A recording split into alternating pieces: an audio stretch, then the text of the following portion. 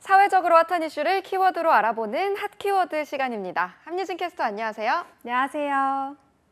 네, 인구 절벽이 심화할 거라는 우려가 점차 현실화하고 있습니다. 조금씩 줄어들던 인구수가 작년 사상 처음으로 감소했는데요.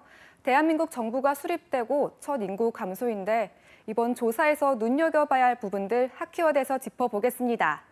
대한민국 총 인구가 얼마나 줄어든 건가요? 네, 작년 11월 1일 기준으로 총 인구는 1년 전보다 9만 1,000명 줄어서요. 국내 총 인구가 5,173만 8천여 명입니다.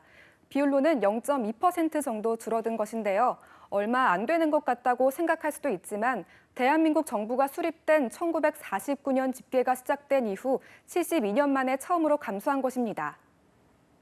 이런 상황이라면 연평균 인구 성장률도 감소했을 것 같은데요. 네, 맞습니다. 처음으로 마이너스를 기록했는데요. 1960년 3%대를 기점으로 계속 떨어지긴 했지만 재작년까지는 그래도 플러스였는데요.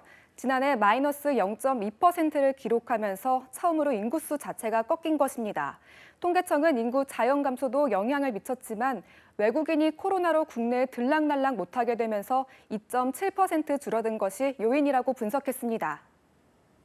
총 인구만 줄어든 게 아니라 일할 수 있는 사람이 감소하는 게 더 큰 걱정이죠. 네, 일할 수 있는 연령은 통상 15세에서 64세 사이를 말하는데요.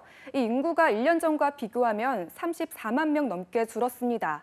일을 할 수 있는 사람이 줄어든다는 것은 우리나라 경쟁력과 직결된다는 점에서 우려스러운 대목입니다. 그만큼 고령화 추세가 심각하다는 얘긴데요. 실제로 이번 통계청 조사는 어떻게 나타났습니까? 네, 고령화 추세는 여전했는데요. 65세 이상 고령 인구는 사상 처음으로 870만 명을 넘어섰습니다. 고령자를 세부 연령대별로 보면 65세에서 74세가 전체 고령자의 58%를 차지했고요. 75세에서 84세가 31.9%, 85세 이상 초고령자가 10.1%로 그 뒤를 이었습니다. 초고령자 비중은 지난해 처음으로 10%를 넘어섰고요.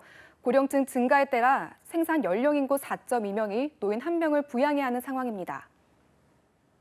이런 인구 구조 변화 속에서 또 눈여겨볼 지점 어떤 게 있었습니까? 네, 총 인구는 줄어든 가운데 1인 가구가 차지하는 비중은 역대 최고 수준이란 점입니다. 집계가 시작된 1980년 이후 처음으로 700만을 돌파했는데요. 이제는 1인 가구 비중이 33.5%까지 올라서요. 세 가구 중 하나는 1인 가구가 됐습니다. 특히 노인 1인 가구가 큰 폭으로 늘었는데요.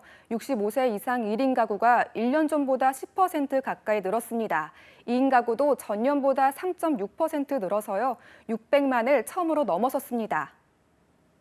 이제는 전통적인 가족의 형태가 재생돼야 할 시점이 아닌가 싶을 정도인데요. 네, 맞습니다. 앞으로 가족 형태가 많이 달라질 수 있겠다 싶었는데요.